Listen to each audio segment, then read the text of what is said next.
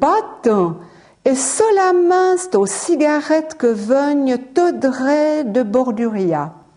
Voici une version de Tintin que vous n'avez encore jamais lue ni entendue. L'affaire Tournesol traduite en arpitan. L'arpitan, un ensemble de patois parlés dans les cantons romans en France voisine et dans le Val d'Ost. Un travail de longue haleine qui a nécessité quelques adaptations. C'est le traducteur donc qui est Dominique Stich, qui a trouvé que le mot tournesol, la fleur tournesol n'était pas beaucoup utilisé dans nos patois, et puis surtout qui a voulu rendre hommage au professeur Auguste Picard, qui est le modèle d'Hergé pour le professeur Tournesol. Alors on a changé Picard à Pecard, parce que c'est une tendance, ça fait plus franco-provençal, plus arpitan en fait. Hein.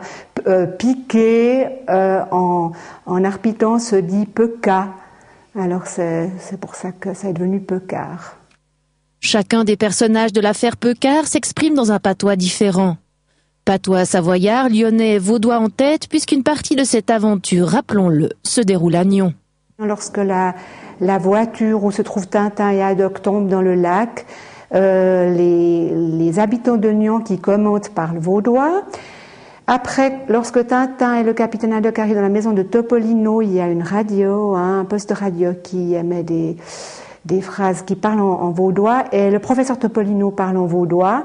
Les pompiers aussi, mais bon, ils ne disent pas grand-chose, hein, les pompiers aussi. Enfin, tous les personnages de Nyon. Il y a aussi un journal de Nyon ou de la région qui est en vaudois aussi. Ainsi, pour la première fois, les différents patois d'une région sont réunis dans un même recueil.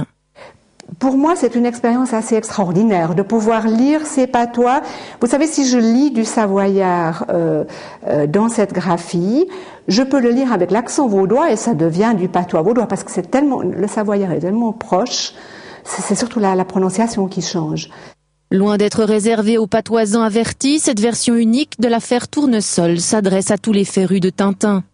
Cette graphie est proche de la graphie française. En fait, c'est une graphie étymologique. C'est la même aussi mais elle est aussi proche de celle de l'occitan donc il y a du catalan aussi. Donc les mots sont facilement reconnaissables. Donc je pense que cette graphie est accessible à de non-patoisans. L'occasion unique de faire connaître au plus grand nombre des patois, aujourd'hui en voie de disparition.